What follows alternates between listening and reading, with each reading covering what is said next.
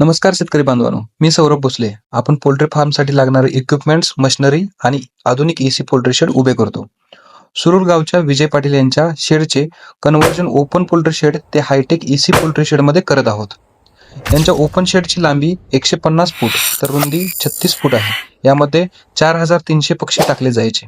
तेच आता शेड आपण 170 बाय 36 म्हणजेच 6120 स्क्वेअर फूट करत आहोत. यामध्ये 8150 पक्षी टाकले जातील.